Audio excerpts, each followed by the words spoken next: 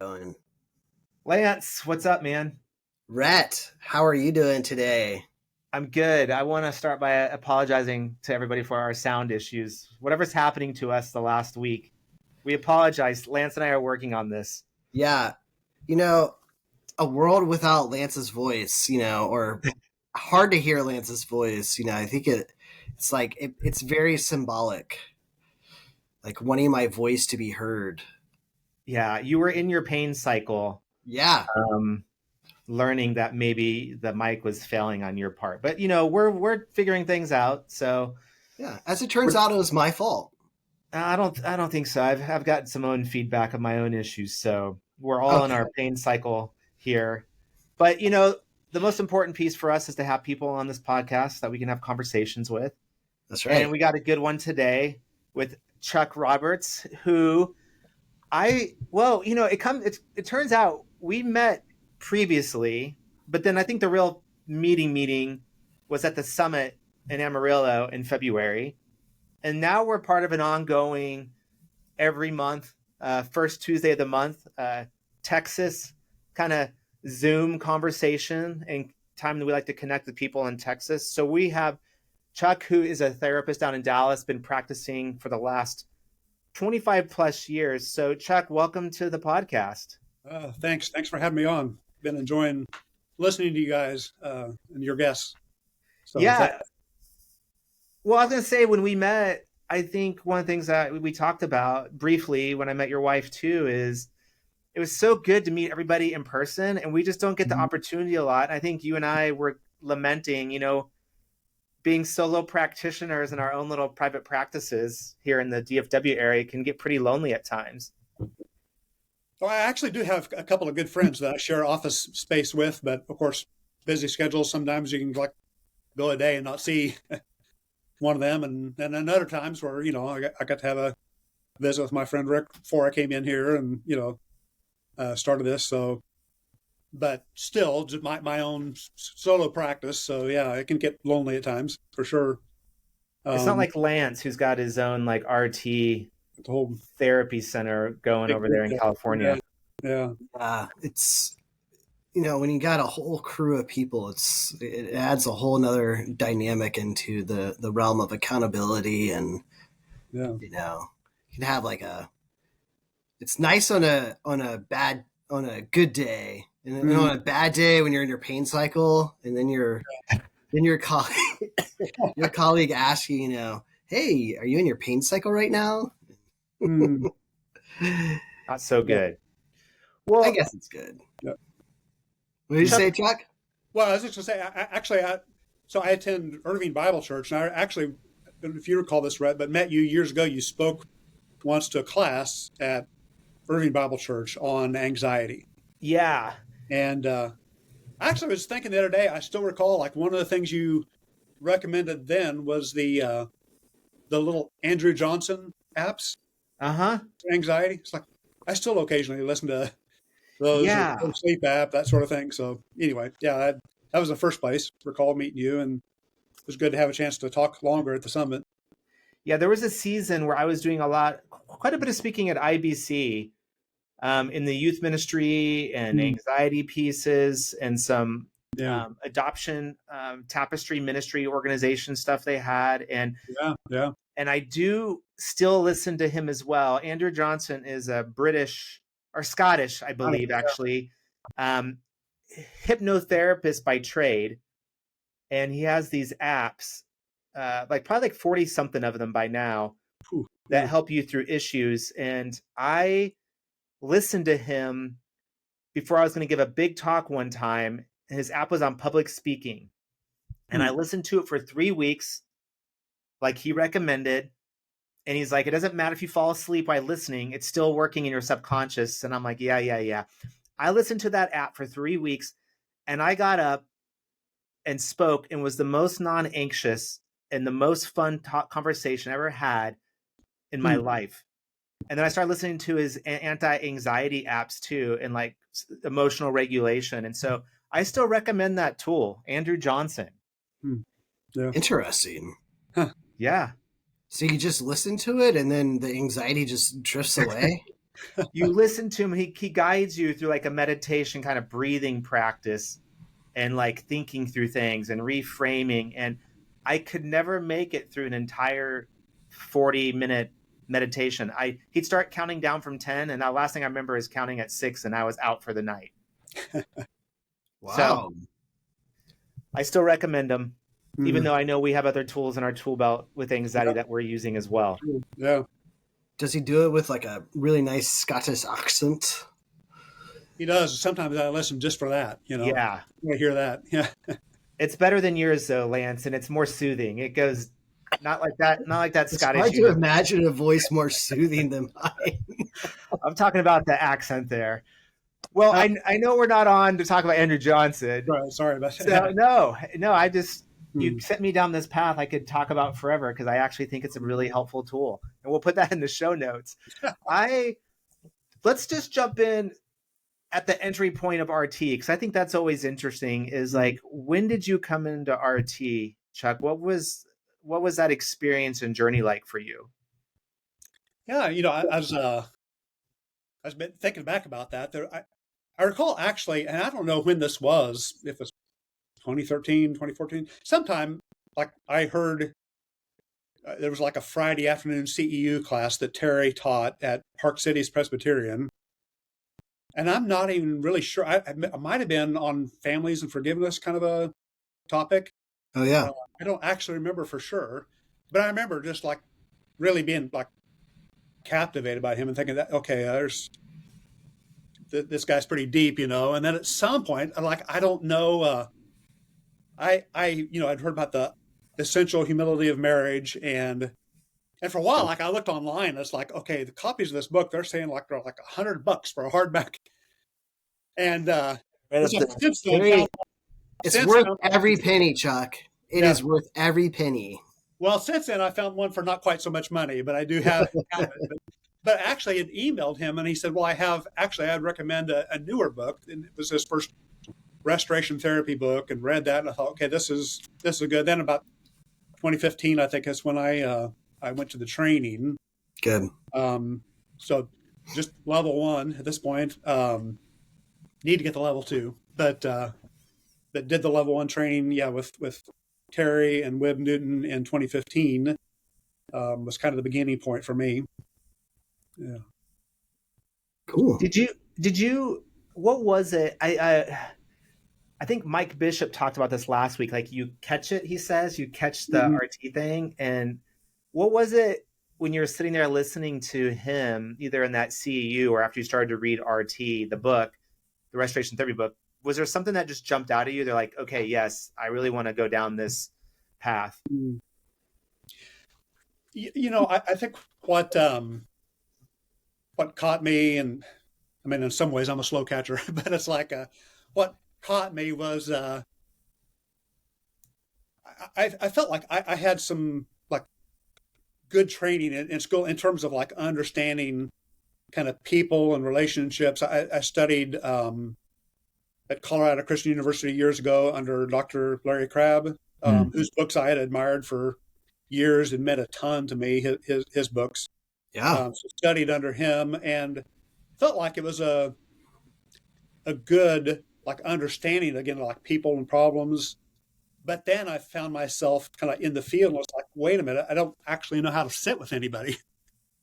And I think it was the element of RT kind of that caught me, of like, okay, this is like it's really going somewhere. There's really a direction to this. Like there's kind of a plan. I think kind of with what I'd learned in my approach and, a very non-directive kind of way. And then just my own personality or gifts. I think people feel pretty comfortable pretty quickly with me. Clients do, and very empathetic and can make people feel at ease in my office. But I think there's a sense of like where I can like fall back on that and rely on that too much in a way of I'm not pushing against that. Totally. And so it can be like totally non-directive. So it was just really with RT, like this is this is more directive in a way that could be really helpful. Like you have a plan for the session. It's like, you're just more involved, more active, and kind of guiding things. So I think that's what has stood out to me about it. And then recently, even like maybe it was Ron Deal, your guest talking about his idea of it as a discipleship model, and I thought, man, that really seems true. I really like that. So those are I think the things that caught me. But again, like with Terry, just that day at Park City, I was just presence, really just something about him that drew me in. Like I want to know more about what this guy's doing. I was thinking, man, you kind of described me. Like, I feel like people come in, they feel really safe. I'm empathetic. And I can rely on that.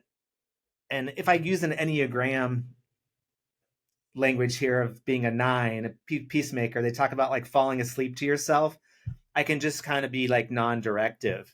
And so I like how you said that. I hadn't even really put language to that it gives you like a directive model to practice out of. There's kind of a plan really for therapy in a way that I didn't really have before. The fellow 9 here, by the way, of like, numb out, like, okay, I'm empathetic. People are feeling good. I can just sort of rest here, You guys can play people so well. But I think, sometimes experiencing, okay, now we're a few sessions down the road and I'm starting to feel, and I can sense that my clients are starting to feel like, okay, this has been good and I feel safe, but what are we doing here? And again, so that was like really an appeal of it. It was like, this is a way to really be more directive. I remember actually at the training, the level 1 training that I went to of Terry saying, you need to be saying something every 2.5 minutes or so. Like if you go more than 4 minutes without saying something, you're not, I don't remember, you're not guiding the session. That's not really, you're not directing what's going on, and you really need to be. And I thought, man, I can go on for a lot longer than that of just hearing clients talk and empathizing and they're feeling good, but I'm not directing things. Yeah, especially in the beginning, it's so important to interrupt our clients. It feels kind of rude when you do it. It's like they're like, I'm trying to tell you something, But the more that we interrupt, the more that we're actually getting down to the core of things instead of allowing it to the unraveling, like picking up the pieces of the unravel that happens. Yeah, it's very, very important to. Which is totally contra to classic therapy. Classic therapy says we make space, we hold you, keep on saying, what were you trying to say? Yeah. Yeah. And I think even to understand for the, to be able to say, let me see if I have this correctly, or did I hear that, that. Yeah.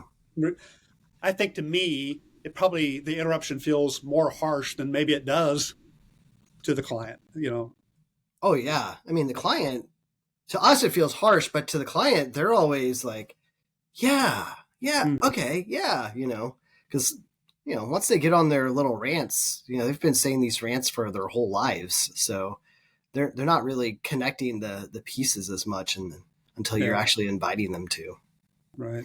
Lance, do you think, because before we hit record, we were all talking about RT, just questions about RT. And I'm thinking, so Chuck and I we didn't go to grad school under Terry, right? We didn't train under him. But you trained under him. Like your initial entry into therapy was under him. So I guess I was just wondering if this idea that you just sit and don't direct as much, it's just pretty normal for therapy as a whole, unless you were trained under a certain specific type of therapy, Right. Yeah.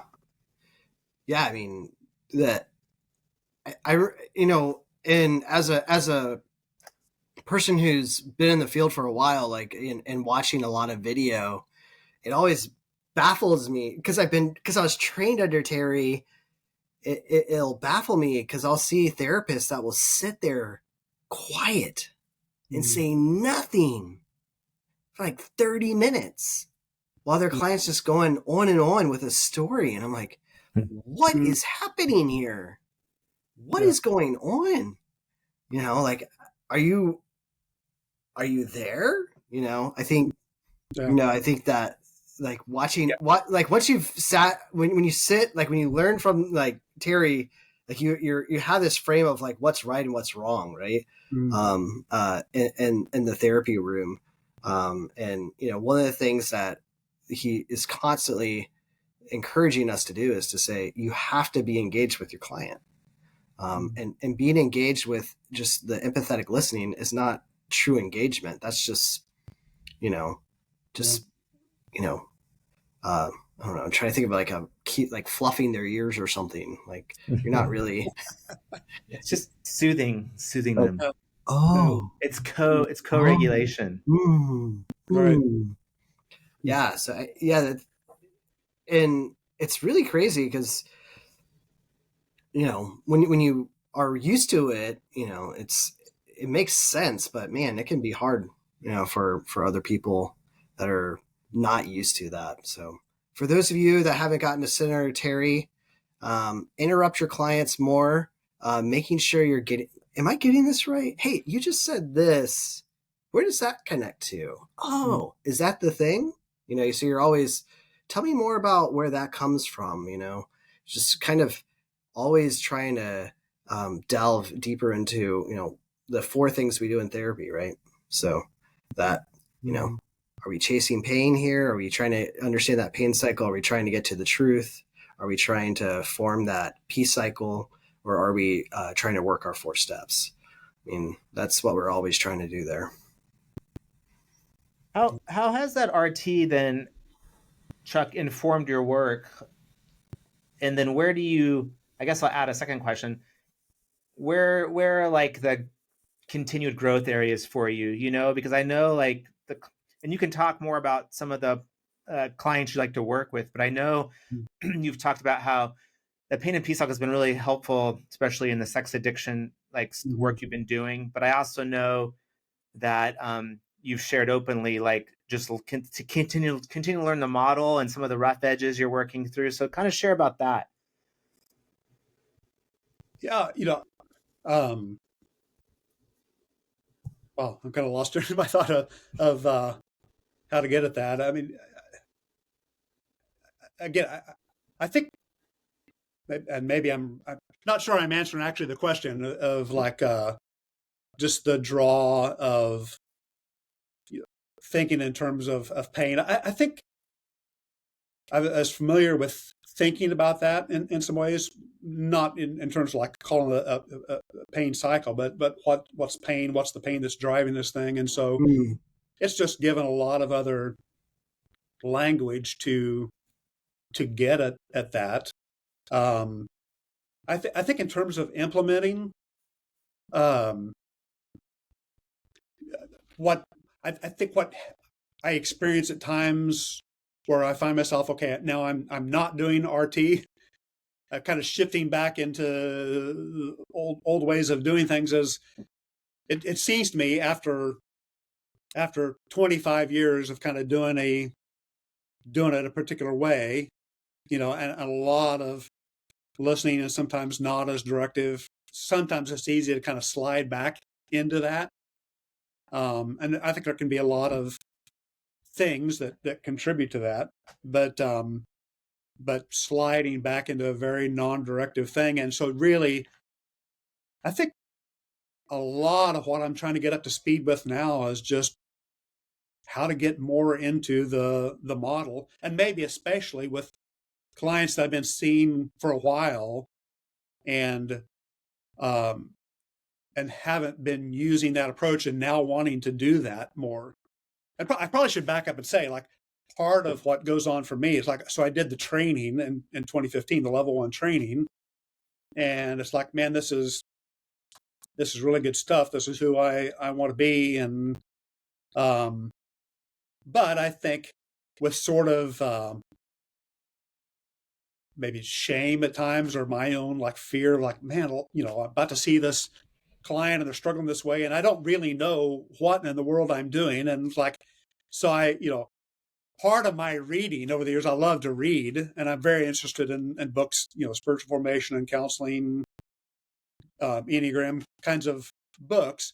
But I also, like, a lot of that has been driven at times by like, oh my God, I need to know more. I don't know enough. And so there's been the scrambling on my part of like, I got to read the next book. And so I'm reading about this other new therapy, and then this other new thing, and then this other new thing, which unfortunately, like, didn't keep me really grounded in RT, the training in 2015. So there have been times like over the years, where I just do all that scrambling, read these other things, and then it'd be like, no, back to RT. That's where it's at, and picking that up again and reading my notes from training, reading Terry's books again. That's kind of a long rambling answer, but I think but just again, what I can slide out of actually doing RT, and then, when I haven't been doing that, I've got to find a way to get back in and really actually do that work with people. Yeah. I think that's really fair. I mean, I think that's probably a big part of anybody's journey, right? That, particularly when you have a model that you're learning and you're working with a client, and it's just not, it doesn't seem like the client's jiving well with it. And we we'll try a few different things, but then what ends up happening is we just kind of say like, well, maybe this model doesn't work for you. Right. Yeah. And I think that it's like a natural thing to just try and switch out, to just go to the other thing. Like, oh, let's just try this instead, versus trying to, I think the encouragement, and for those of you that might be getting tired of restoration therapy, or like maybe restoration therapy doesn't work in this realm, is like, sometimes we just got to slow it down and allow the work to work. I don't know if that makes sense. How would you put that, Rhett? Yeah. I don't know. I mean, I totally resonate with what Chuck is saying. Like, I found myself in those seasons too, where I'm like, is it working? And I'll look for the next shiny object to come in and that will fix it. I think it doesn't. I mean, it's like, I guess that cliche phrase of just trust the process. Like, I found myself more and more just like, I believe in the model, and the more I'm around people who believe in it and I practice it and I'm in the community, I see more and more the value of it. And so I'm going to go in and just trust that this is going to take, my clients to the place. And I've tried to be more upfront in the beginning too, in like initial sessions of like, here's how I tend to work. And here's what I want to start our therapy process looking like. It's going to take us a little time to, I want to build some foundational pieces here, and I'll describe the pain and peace cycle and the 4 steps to them so that we're kind of all on board, and that it takes some pressure off of me and them that we have to do some other kind of dance, ahead of time. But yeah, I guess it's, Lance, I'm rambling, but I guess it's requiring us to sit in our own anxiety as a therapist when we don't really know what the next step is. We know what it is, but we don't see it unfolding maybe as quickly as we would like in the way that we want in front of us tangibly, Yeah. Yeah.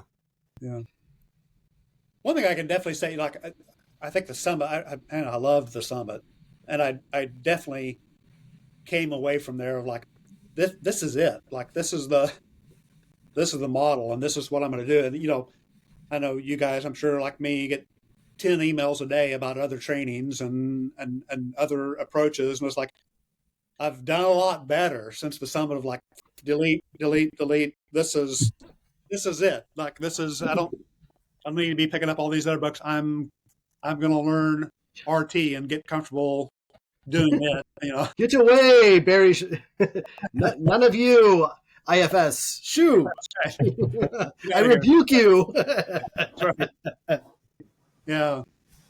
Well, Well, especially with IFS, right? Because it's kind of the new hot thing, thousands of people on the waiting list to learn IFS, but I think, oh no, this is it. This is the one for me.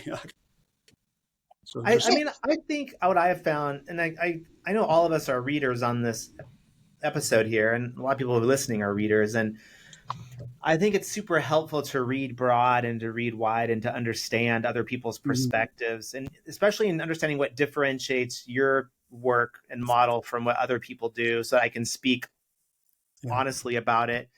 I think those are helpful conversation partners, but then to not get distracted and go down all those trainings and modules, but to instead say, yeah, now I better understand those models, and therefore I'm going to dive even deeper into the RT model and, read deeper, work with people, get on our Zoom calls that we have, talk about the model. Because I'm laughing because I have, I have Schwartz's book right here. No bad parts behind me. Right. And it's a great book. It is good. And it's super helpful to understand. But I've resisted the temptation to go down that road and conceptualize my work around that model. But I at least want to, even when clients come in, I want to be able to say, I understand why you like IFS, but here's what differentiates that model or this model from RT, and why I think RT is the best. Yeah. I'm probably still going to enjoy reading some of those things and all that. I think maybe what's shifting for me, if I've described it for years, there's been sort of almost like a franticness. I've got to get this. I've got to read about this, and then maybe this is the one that'll finally help me figure out what to do. And I think I feel less of that now. Of okay, those are interesting books, and I'll probably still read some of those, but I can set that aside and focus on really doing RT and knowing that model and just going forward with that. It's awesome. Like to read, that's not going to change, but yeah. It's kind of there's a couple of philosophers I really like, and my goal is to kind of read all of their works, but in my lifetime, and to really understand them deeply. But I'm not going to only read them, but those are the two or three that I'm going to go deep with. And I was thinking, Lance, you're in a position though, in your clinic and training people and supervising people. How do you answer this temptation that we all feel to wander to other places? And how do you keep someone on focus when you're supervising them or mentoring them? Well, first off, I always say we're called the Restoration Therapy Center for a reason. So for me, it's a, I didn't call it Lance All Therapy. I called it Restoration Therapy because I believe in the model. So I always say, and for my teammates, I'm always saying the weird part about working with me is that that's all I do.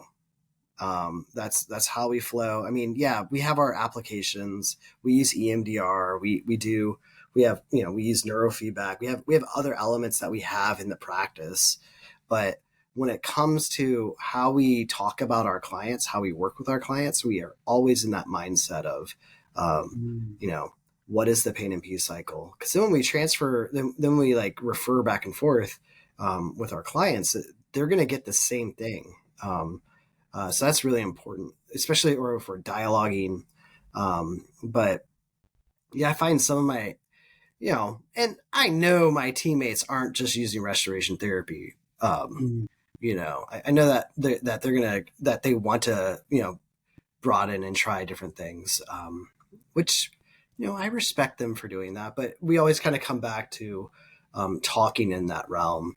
And I think the thing that makes the biggest difference is when the more we can apply it to ourselves, this model is very much a model of life, and this is the constant struggle that we live in of, being in our pain, and how do we deal with that? That's one of those things that constantly comes up. And the more that we can kind of slow it down and find, I think the thing that keeps us in the game is finding new little sticky ways to kind of step into the peace cycle or understanding pain or trying to find. I think that's probably why I've gone super experiential in my therapeutic practice, because it's, I think the psychoeducational bits gets really boring really quickly. But when we go to the experiential stuff, or we lean into the narrative elements, I think it keeps it more interesting. I don't know. Yeah. Chuck, for you, as you continue to like work on this model and come back to it, who are the, people, or what are the presenting issues that you love to work with? Yeah. So, I really love, like, when people come in and, it's like, hey, I'm sometimes not a specific issue. Like, I just want to figure some things out about my life. I'm not living as free as I want, or get caught up in anxiety, that sort of thing. And where it feels like there's an aspect of like what they're really looking for in some ways, a spiritual direction, counseling, but spiritual direction in some ways, of just figuring out kind of what's broken. So I don't get, that's not probably the weight of like the presenting problems that I see, but I really enjoy when folks come in like, there's not a particular thing, but I just know I'm not living as free as I want to live, and want to figure out some things about my life. So I really like that. I do a lot of work with men struggling with sex addiction. That's just seemed to have, increased more in recent years. I go up to Colorado a couple times a year and work in a intensive, staff counselor for Michael Cusick, who's written a little bit on the subject of sex addiction, and we do intensives up there. But that's probably contributed in some ways to, I'm just seeing a lot more men who come in really struggling, and I really love doing that work. That's also a significant part of who I see, and then marriage counseling is also really big. Yeah. What do you love about intensives? I know Lance does intensives. I've done intensives over the years. You do. Like, what is it about that intensive model working with men that you really love, or you think that really is helpful?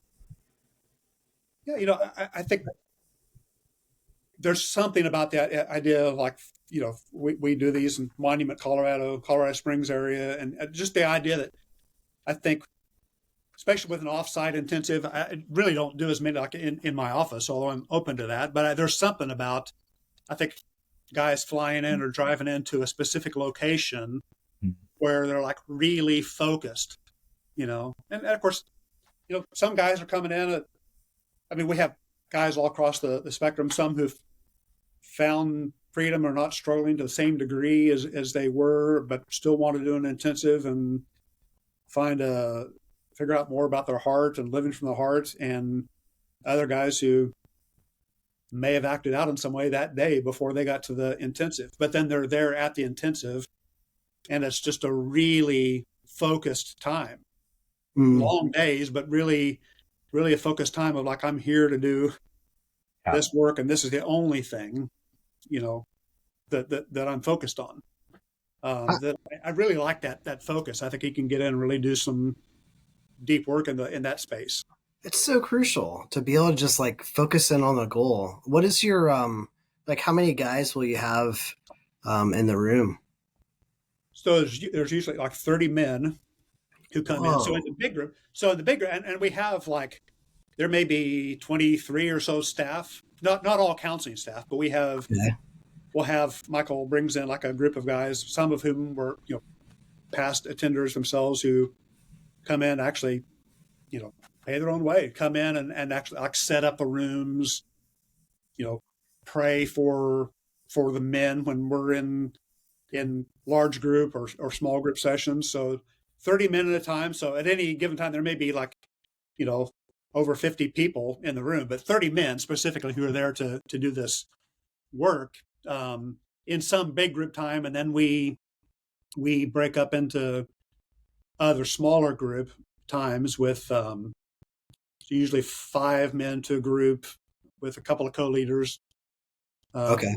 With some really specific focus time there too, of sometimes it's just digging into a deeper way of what was talked about in the larger group setting. But it just really gives a focus. Yeah. It's awesome. Where do you see breakthrough happening in these moments for the guys that are struggling with this?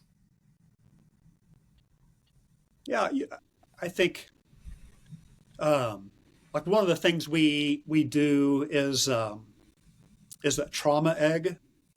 Okay. Which is just sort of the way visually with some pictures and words kind of telling their life story. And I think that's usually eye-opening for a lot of guys, especially on the the level of like, yeah, I mean this thing that happened when I was 8. I mean that's not really a big deal, and everybody else in the room was like, "Are you kidding me? Like it's normal. Doesn't everybody deal with that? Didn't that happen to everybody?" Yeah. So explain to everybody what a trauma egg is. I wish I had a picture of it, but it's you take a large sheet of like art paper and you draw like an oval shape, like an egg in the middle of that, and then on the outside corners, outside the egg, one corner is for family rules. Mm-hmm. So just the idea every family has some spoken and unspoken rules about how life is done in this family. Yeah, like we don't talk about our problems, or we are a hardworking family, that sort of thing. Family, or we keep secrets. And then family roles is the other top corner. Mm-hmm. And you could think about every one of the family, but we're just looking for a guy and what the specific role they felt like they played in the family. Like some guys may have felt like they had to be the comedian to keep things lighthearted in the family, or they had to be the overachiever in some way. And then bottom corners outside the egg are just mom and dad, or mom, stepdad, whoever the significant authority figures were, and just some adjectives to describe each one. And then we just have it like in the bottom of the egg, they just start drawing these little pictures that depict a particular story. Mm-hmm. Like from their life. From their life, yeah. Yeah. Like this is the time I got beat up. This is the time. Bullied on a school bus, or, you know, left off the team, that sort of thing. And some of those will be like the lower T traumas that guys may tend to think, oh, it's no big deal, but you add a lot of those things together and they add up. So it's just, building up through the lifespan of early memories, things that felt really significant, that contributed to who I am now and how I struggle. So that's, I think, significant for guys when they see that. And then we always do a piece pretty quickly after that, really addressing shame and kind of the lies that we believe. So I think those are really when things begin to shift for guys. Yeah. I think that's such a powerful tool, specifically around like helping people to develop their pain cycles, like that. If you have somebody's trauma egg, they do the same thing at Faithful and True, where they have this, they have the top two so you have this egg drawing on the top right, you have, here's the rules of the family. On the top left, here's my role in the family. And then you got on the bottom, the mom and dad. And it's so great because like you get, you got your characters, you got your kind of your like the world that you're living in, and how you delve into it. And then you have each little story. In each of those stories, if you're doing pain and peace, it's so easy to nail down a lot of pain stories right there. Yeah. Yeah, absolutely. Yeah. Yeah, you really can. This is the Restoring the Soul weekend you're referring to? It is, yeah. Yeah. And how many years have you been doing that? really solidly since 2018. I went to the first two that I helped with Michael and into 2012 and one in 2013, and then wasn't part of it for a while. My daughter was young and all that, and just went back in like May of 2018. Been doing them pretty regular since then, except the one I missed for COVID. But yeah, 7 years. You're speaking of that, which the Hideaway Marriage Intensive, I think one of their core principles, and I think Lance this is one of his core principles in terms of anxiety intensives, is this idea that we intentionally sequester people away to like do the work. Yeah. Which is just, I can't say enough about that. When you are pulled away to just focus on the work that you're there to do, how powerful those intensive models are for people, whether there's 30 people in a room or 6 people in a room, it's so life-changing.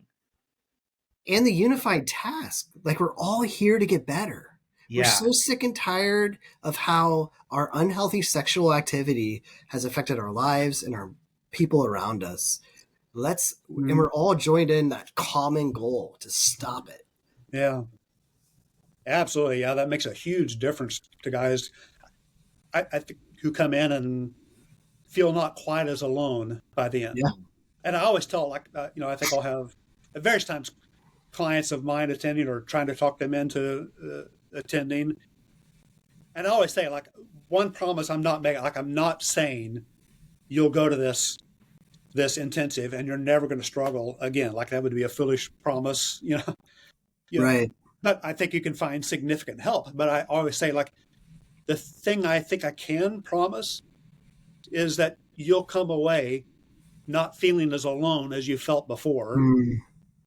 And joined by other people. You'll come away with a group of guys, and some of those guys, stay in contact with each other for a long time afterwards. That's a huge promise, which I agree with you, probably does happen for everybody.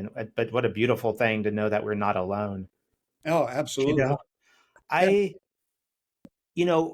I'm so behind me on my shelf here, one of the books that I don't know.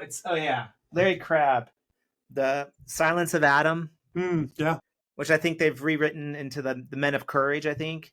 Right. And I read this book and I was so profoundly blown away by some of the concepts, which made me just understand not only my own journey, but like having a son. I just saw things completely different in how I like communicated and thought about things. And you said you studied under him, correct? Yeah. We'll get to a Terry story in a minute, but is there any Larry Crabb stories that jump out at you? Or do you remember a moment in the classroom or studying under him where something he said like profoundly impacted you, that shaped your thinking?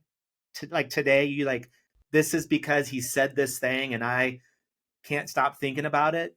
Well, something he said that I think about a lot and often find myself saying this to clients as well who really struggle with the idea of being known. It's like, oh, no, keep it. I can't let anybody know who I really am or how I'm struggling. He told the story in class one time of being at some sort of it might have been like a spiritual formation sort of a conference, and he was friends with also close friends with Brennan Manning. Oh, nice. And he talked about like getting off the elevator. And the lobby is just full of people, like getting off the elevator, people there, for this convention. And he said, Brennan was a fairly short man. And he said, Brennan saw him get off the elevator and Brennan starts jumping up and down like, Larry, just happy to see him. But I remember Larry telling that story in class and saying, we all want to have that experience of somebody jumping up and down for us in joy to see us, but it doesn't mean anything until they know all the reasons they shouldn't. Which, I mean, to me, like to hear that and like to pass on to clients, like the idea of being known can feel like the scariest thing. But then to open yourself up, to expose something that's brought shame, and then to experience love, full acceptance in that. I mean, that's profound. Wow. And that's the opportunity that awaits us if we open up. So I use that story a lot, but it means a lot to me. That's, probably the thing in class that stands out the most, But I think I also had that experience, like, reading his book Inside Out in 1988. I think is when it came out. It was just after Suzanne and I got married. But I remember reading Inside Out. I'd read a few other things by Larry at that point, and reading, and he's just very revealing. He's willing to talk about his stuff. And I remember reading that book. I've had the experience of talking to others since then who had the same experience reading the book and thinking, okay, I thought I was the only one who struggled this way. I thought I was the only one who had dark thoughts at times that, like, where in the world did that come from that seemed to bring so much shame? And, like, here's a guy talking about it in a book. And it just kind of sealed it for me. Like, man, if I ever do this work, I want to study under him. Yeah. And just the idea of being known, how powerful that is. Because if we don't risk that, then we always have to question, am I really loved?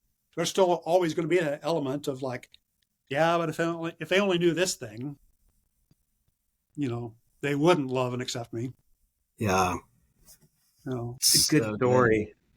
Good. Like, jump, Larry.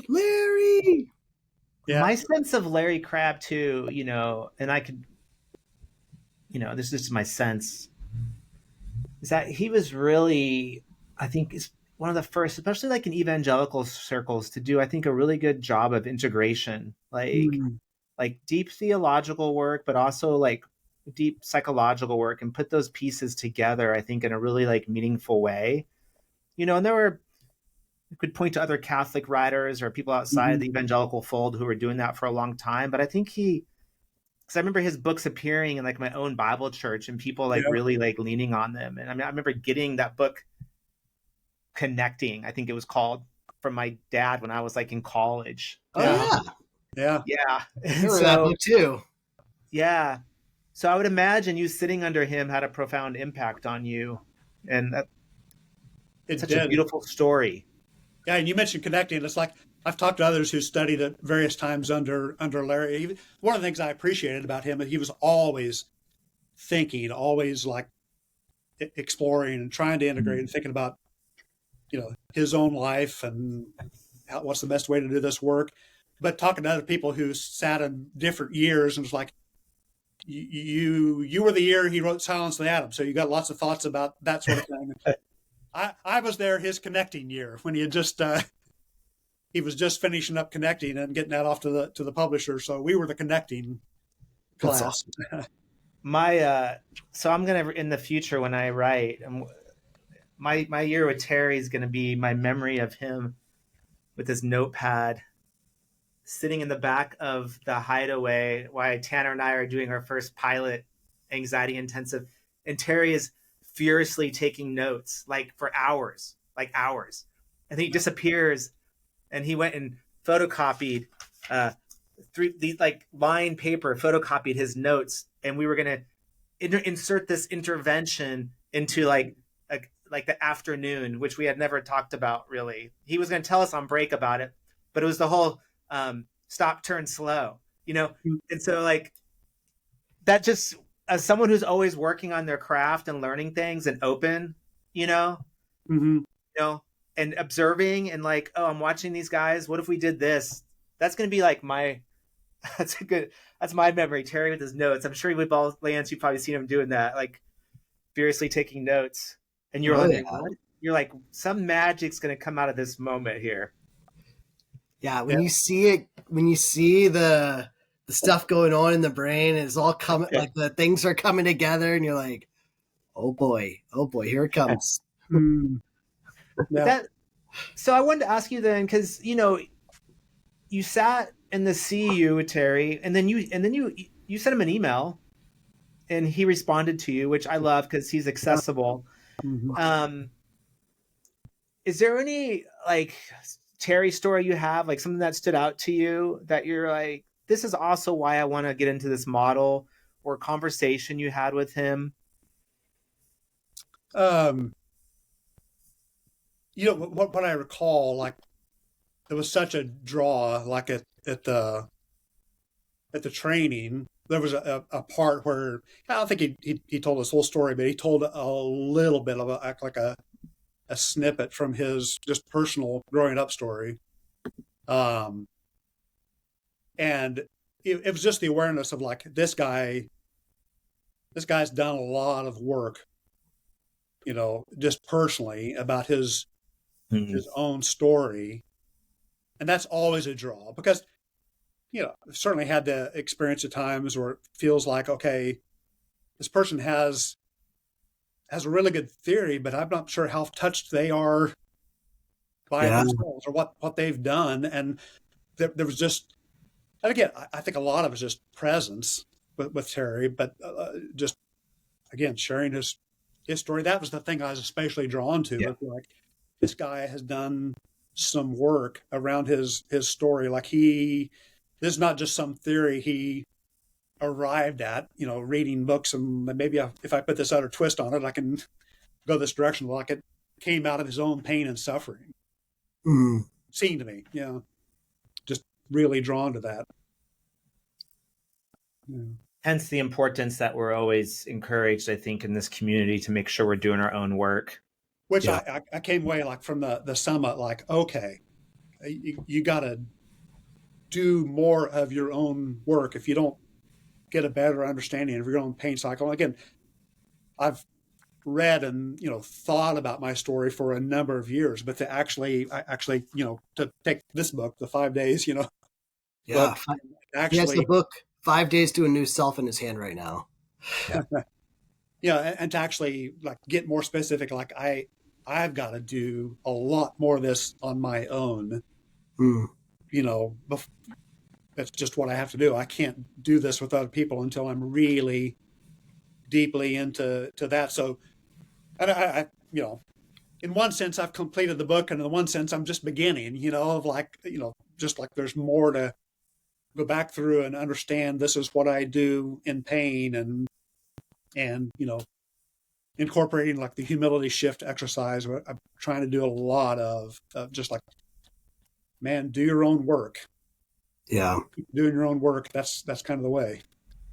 Yeah. The humility shift, they do a really good job with it in Mindful Marriage. Where they kind of work through all those elements of like this nice prayer design that really good. Was that Terry or Ron or who? I think they both did it together. It was good stuff.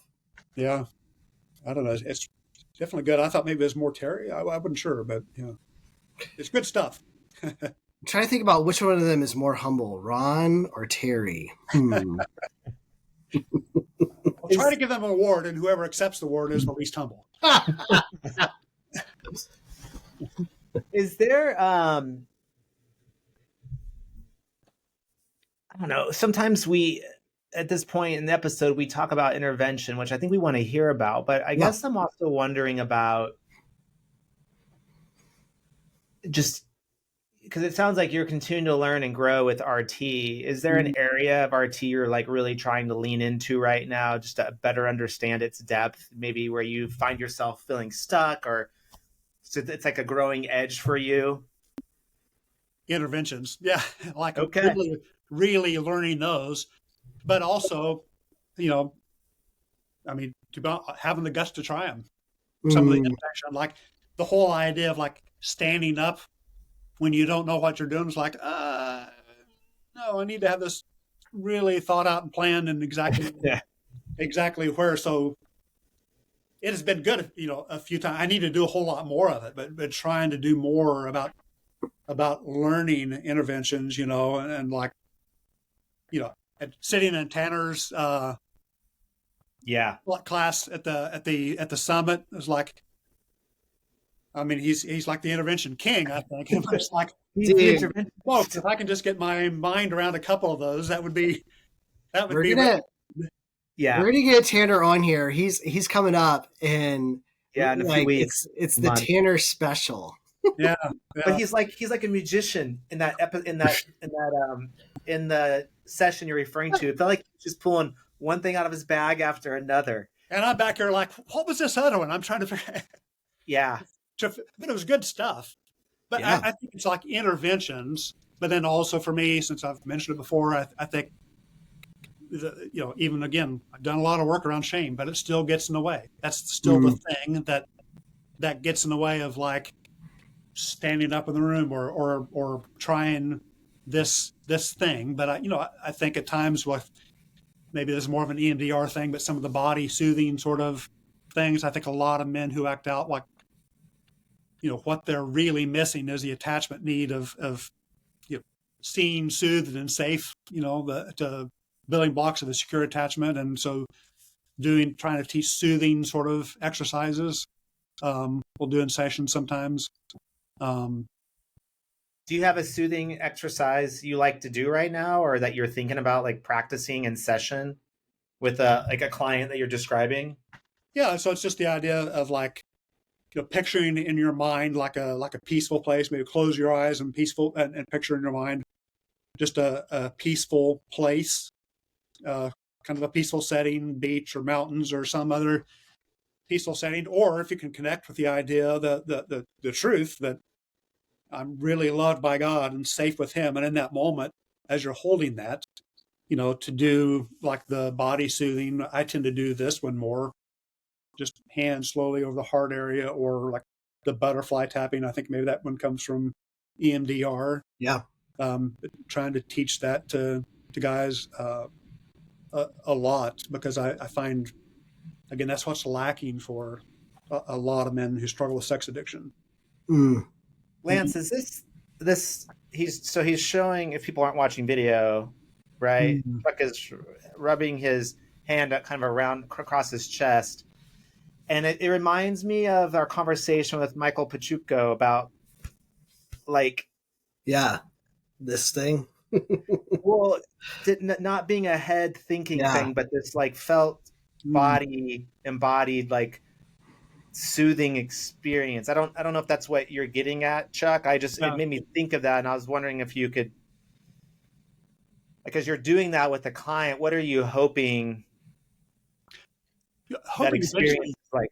Hoping eventually there's just a deeper sense of, come back to the word soothing, but sense of the body being soothed, caring for yourself, like a real self-care kind of a thing. And one of the things I always tell guys is like, it's not going to be like the first time or two that you do this, that it's going to be like, oh my gosh, that works. That's magic. I say you may have to try it 7 or 8 times before you really sense any real soothing for that. Or at least it was that way for me.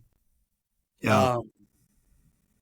So give it a while, but I just hope there's like a deep sense of like caring for the body, soothing the body, bringing the body to a place of rest that can maybe lower some of that dysregulation that, when that's raging, tends to find its release in some way of like sexual acting out. Totally. The thing I love about that model, and for those of you that are like having a hard time with truth work with your clients, this is one of the things I've seen Terry do it a lot recently, for the past probably like 3 years. He's been like really, first he was getting us to do a lot of stances. Like he'd have us like stand up, like Superman pose, do all these different things. Put your hands on your hips and like stand up straight, kind of like this, with your hands right here, or like offering your arms up like this. He'd have us take all the different stances. But one of the things I've seen him been doing, and the therapy has been, okay, one of the big things with truth work is we want to do repetition, right? So one of the repetition things he'll say, okay, say it again, but this time put your hand on your heart. and say it again. And I think one of the things I've noticed my clients doing, and so this is why I would really recommend this, using this truth part, is you have created a new shortcut for your client, because they don't have to, they can remember the experience, and you can say, okay, next time you're spinning out and you want to act out, before you do it, I just want you to put your hand on your heart real quick. Yeah. And then that truth is imbued in their hands as their hand is like being placed on their heart. So I think there's this like, so this is why body work it's like a shortcut mechanism that we can do. And I like the fact that, doing the circular pattern of like, that's a, I remember like with my daughter when she'd be struggling and crying, you just slowly do the little circles on the back, and all of a sudden, that moment of like feeling better happens. Yeah. So that's a great intervention, Chuck. That thing you just did too, Lance, that's like the psychological sigh, right? Physiological sigh right there. The devil in hell kind of, that Huberman describes children doing when they're upset. Yeah. I'm teaching that one a lot more too, and doing it myself, like the physiological sigh. That's been transformative. I mean, yeah. Truth. I did it before I got on here today. It's like, good. Hello, anxiety. Do the physiological sigh. That's it's good stuff. Yeah. Well, Chuck, we're coming to the place of landing the plane. One of our big audiences, is hopefully therapist. And do we have a big audience, Lance? One of our big audiences. You act like there's multiple. I'm just thinking you're always safe when you're thinking percentages, like your percentage of people. Okay. So the big percentage of our audience is therapist, and you've gotten to listen to us a few times, and I feel like all therapists have something really good that they can kind of add on to people's life. What would be something that you'd want to kind of, as we're kind of closing out here, to share to our brothers and sisters in the healing work? One, actually, I have this book here that it's by Renovare, so I'm holding my book from Renovare, which I order these and give these to clients, but they are actually, I can send a link. There's actually a link to a PDF that they just make available for free online. But there's an exercise. It starts with a short. So the book, real quick, is called "Learning to Hear God," and two listening exercises. It's a Renovare resource.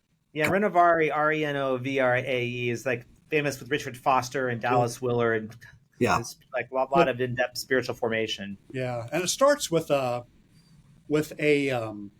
just a brief article from Dallas Willard, but then there's the first of the exercises in the book is by Trevor Hudson, who Dallas Willard mentored, is great South African man who's done some really great work, and he does this what he calls beloved charter, writing a beloved charter, and it's something like, I think it can be really helpful in terms of understanding like what's true, in terms of like how am I seen by God, and I've actually incorporated that into my own personal work that I do with the humility shift exercise of like when it gets that section about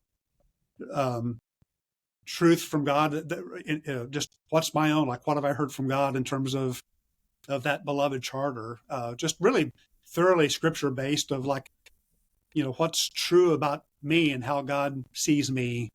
That I don't know. I wanted to toss that out there. I think so let me ask you, when you say beloved charter, do you have clients actually write like a charter to themselves, like around their sense of belovedness and being the beloved?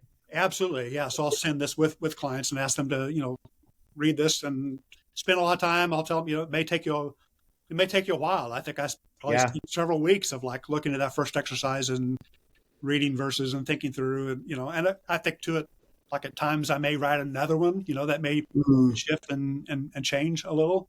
But I do, yeah, give it to clients and ask them to, do some work around truth in this beloved charter, how you're seen by God. Because I think there's an element of like, the idea of change can be really scary. Being exposed can be, really terrifying to us. But if we can get a sense in there of like, I'm safe with God, and I'm beginning to get a sense of like, I'm really loved by him, then I can look at all the worst parts of myself, all the things that I do that I wish I didn't do, the ways I hurt other people, but also the good things as well. Like I can look at those things knowing, okay, I'm loved. I'm one of the beloved, and in that place, I'm safe to look at this stuff. Maybe I can look at my pain cycle and own that that's what I do because I know I'm loved. I looked it up too, just, while we were talking, but yeah, it's so nice. It can download the PDF right there from their website. Absolutely. And it feels too, to bring it back full circle. I mean, I'm in your camp, Chuck. I'm learning to be more experiential in the room and I feel like I'm pretty directive, but I think I need to be more experientially directive. Yeah. But I also like clients, I like to be directive outside of session. And I think sending them home, if you have to help them in the session a little bit, even get the ball rolling. But I think I found it so helpful for clients that go home and to have a task to do and to give them a beloved charter. I'm going to use that because to get to your truth can be a very complicated process. And I feel like this is such a cool, handy tool that Renovare has made available for free. It's good stuff. Yeah. And it's free. Yeah. Yeah. And it will be on the show notes. Yeah. Yeah. See, there's things this is why it's good to have you on. We all tread in different communities and territories outside of RT, and there's so many good resources out there. Yeah. Oh man, Chuck, you're such a gift, man. Thank you for sharing that wonderful piece, and just your work for the healing of people is just such a blessing, and just really appreciate you being here today. Oh, thank you. And thank you guys. I mean, I really have loved listening to the RT, the Dialogue podcast. I mean, I just love the way you guys do it. So I really enjoy listening. So hope more people are listening. Yeah. Well, now we got Chuck Roberts on here. It's going to be next level. Yeah. It's going to go viral here. In all honesty, to me, it's like getting over coffee with a friend. Like if I can just get on a conversation with people, totally. Whether anyone is listening to that or not, I honestly don't care. To me, it's like edifying for me and learning my own growth. So this is why we do it. And it's good to connect the dots. And, our goal is that by the 2027 summit, there's more people who don't feel like a stranger. And like you walk in and there's Chuck jumping up and down saying, hey, Rhett. Yeah, absolutely. Yeah. Love it. Yeah. All right. Well, thanks for coming on. Everyone have a good day today. Cheers. All right. Take care. Bye. Bye-bye.